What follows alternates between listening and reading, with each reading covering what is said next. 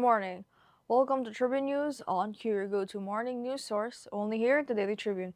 We're live on Daily Tribune's Facebook page, Daily Tribune PH on YouTube, and the Daily Tribune Official on TikTok. For today's headlines. The ombudsman said it was not surprised by the recantations of several Saldico bodyguards, calling them a classic pressure tactic, and saying the flood control probe does not rely on just one or two witnesses. Malacanang rejected concerns that the proposed 3.6 billion peso evacuation center fund could become an election or campaign budget, saying President Marcos would not allow funds to be used for ghost projects. Lacson said Orly Gutierrez's recantation was not surprising, citing Senate records that allegedly showed he was coached before testifying against Martin Romualdez and Elisaldico. Filipino consumers shoulder an estimated 6.82 billion pesos a year in electricity costs from power theft, meter tampering, and illegal connections, with electric cooperative customers bearing much of the burden. More than 5,000 Ebola cases have been recorded in the Democratic Republic of Congo, making it the country's largest and deadliest outbreak on record, with more than 2,300 deaths reported. Agricultural losses from Habagat and tropical cyclones Luis, Maymay, and Neneng have reached 1.73 billion pesos, affecting more than 50,000 farmers and fisherfolks across 7 regions. Romnick Sarmenta continues to speak openly about social issues, a stance that drew him to Drug War, a Conspiracy of Silence, the 6-part series tackling the human cost of the Philippine drug war. Carlos Alcaraz announced on Thursday that he will return at the US Open to defend his title after recovering from a wrist injury that has sidelined him from the past 4 months.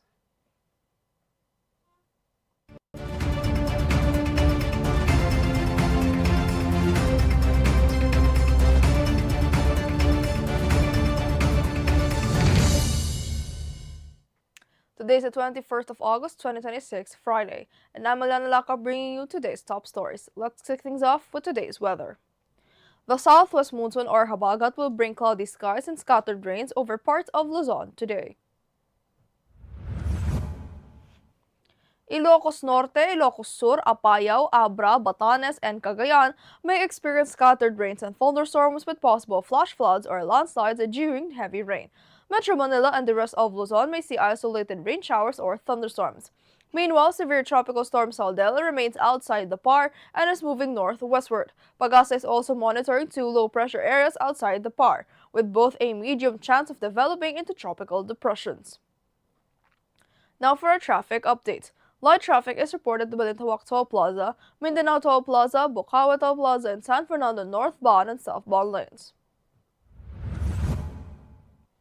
At May Kawayan Interchange northbound, traffic remains light following a previous road crash. The site has already been cleared. All other areas of NLEX, SLEX, and NLEX connector, including toll plazas and interchanges, are also experiencing light traffic. Now let's move on to this morning's headlines. The Office of the Ombudsman said recent recantations by former Representative Saldico's alleged bodyguards will not derail its investigation into the supposed flood control kickback scheme. The anti-graft body said it has 28 witnesses who can provide direct and material information involving former House Speaker Martin Romualdez, including active uniformed personnel. The statement came after Orly Gutierrez, the first alleged co-bodyguard to testify publicly, recanted his allegations and claimed Senator Rodante Marcoleta and former Representative Mike Defensor orchestrated his 2025 Senate testimony. Romualdez's camp urged the Ombudsman to dismiss the case, citing inconsistent testimonies and a lack of credible evidence. The Ombudsman warned that attempts to obstruct the probe could lead to prosecution. Now, Malacanang rejected concerns that the proposed 3.6 billion peso allocation for evacuation centers in the 2027 national budget could be used as election or campaign funds. Palace press officer Claire Castro said President Ferdinand Marcos Jr. would not allow funding for ghost projects. The Department of Budget and Management said the 180 million peso allocated per region would fund two Ligtas Pinoy centers at 90 million pesos each under a 5-year implementation plan. Sites will be chosen based on disaster risks, topography, available land, and community needs, with the Office of the Civil Defense identifying priority locations. Senator Panfilo Lacson had questioned the lack of specific locations. Senate hearings on the 2027 national budget begin August 27th. The Senator Panfilo Lacson said Orly Gutierrez's recantation of allegations against former Speaker Martin Romualdez and ex-lawmaker Elizalde Co was not surprising, citing Senate records that allegedly showed Gutierrez was coached before his testimony. Lacson said CCTV footage showed Gutierrez spending about 30 minutes in Senator Rodante Marcolata's office before appearing as a surprise witness in September of 2025. Gutierrez had accused Co and Romualdez of receiving flood control kickbacks, but later claimed Marcolata and former Representative Mike Defensor pressured and bribed him to testify. Blue Ribbon Chair Senator Erwin Tulfo also questioned his credibility. Gutierrez is now the fifth alleged Co bodyguard to recant. Palace officials urge authorities to investigate if warranted. The Filipino consumers are shouldering an estimated 6.82 billion pesos annually for electricity lost to theft, meter tampering, and illegal connections, according to data presented to the Senate Energy Committee. Senators Erwin Tulfo and Vicente Tito Soto III questioned why paying consumers should cover these non-technical losses. PNP data showed 548 cases filed from 2022 to August 2026, resulting in 665 areas but only 21 convictions. Electric cooperatives face heavier charges reaching 27.1 centavos per kilowatt an hour. DRC is set to finalize a resolution removing VAT from system loss charges by August 26th, potentially cutting monthly bills about 61 pesos starting September. Senators are also pushing to eventually remove NTL charges. Now, more than 5,000 Ebola cases have been recorded in the Democratic Republic of Congo, making it the worst outbreak in history, according to Africa CDC.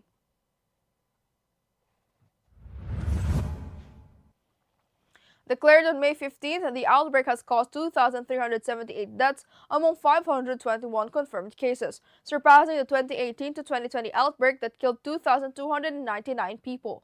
Cases are concentrated in northern and eastern regions, where weak infrastructure and armed conflict are complicating the response. WHO Chief Tedros Adhanom Ghebreyesus warned that epidemic remains far from under control. Community mistrust has also hindered efforts, including refusals to undergo testing. The outbreak involves the Bundibugyo virus strain, for which no approved vaccine or specific treatment currently exists, although clinical trials are underway. The agricultural losses from the enhanced southwest monsoon and tropical cyclones Luis, Maymay, and Nanang have reached 1.73 billion pesos, affecting more than 50,000 farmers across 7 regions. The Department of Agriculture said 40,954 hectares of farmland were damaged, costing an estimated 43,220 metric tons in production losses. Affected sectors include rice, corn, cassava, high-value crops, fisheries, livestock, and poultry. The DA has prepared 210.93 million pesos worth of farm inputs, while the Philippine Crop Insurance Corporation allocated 35.67 million pesos in indemnification for the 5,005 insured farmers and fisherfolk. Now, actor Romanic Sarmiento continues to use his voice on social and political issues, a perspective reflected in his role in Drug War, A Conspiracy of Silence, and now streaming on YouTube. Sarmiento plays a father whose son, portrayed by Harvey Bautista, becomes a victim of tokhang, allowing him to portray the tragedies experienced during the drug war. Reflecting on violence and safety, Sarmiento questioned the tendency to blame drugs, parents, or video games without addressing deeper causes. He called for proper education, gun safety, and stronger safeguards, stressing that band-aid solutions are not enough to protect children and communities. Now, Carlos Alcaraz is back and ready to defend his U.S. Open title after missing 4 months due to a right wrist injury. The seven-time Grand Slam champion confirmed Thursday that he will compete at Flushing Meadows after missing the French Open, Wimbledon, Toronto, and Cincinnati. Alcaraz had initially targeted Cincinnati for his return, but opted for more recovery time. He has since increased his training and tested his wrist during sessions with Holger Rune. The US Open runs from August 30th to September 13th, with Alcaraz seeking his third title in New York. Now a quick look at today's horoscope. Today calls for mindful choices, Gemini. Pay attention to your diet as unhealthy habits could lead to health concerns.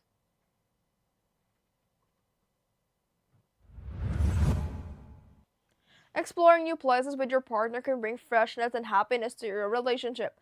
Financial growth is also possible, particularly for those working in private companies. Maintain your self-esteem but be mindful of your tone when communicating with others. For your safety, avoid riding two-wheelers today.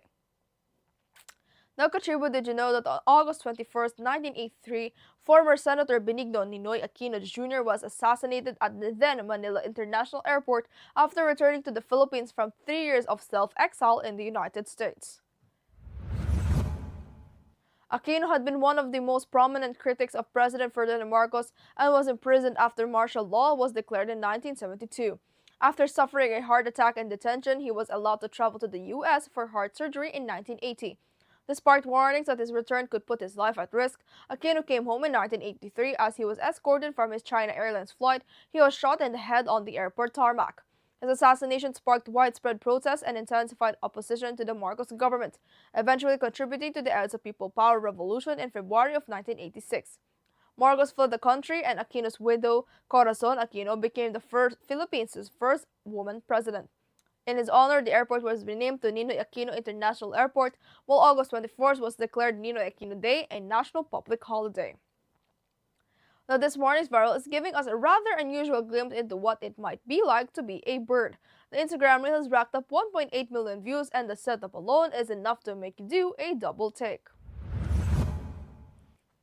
In the clip, a woman is seen eating while wearing a beak seemingly made from craft materials, fully committing to the experience. Netizens quickly filled the comments with hilarious reactions like including, "Ito ba yung isang kain, isang tuka," among many other funny comments. And that's all for now, mga katribu. Join us again at 1 o'clock p.m. for more updates.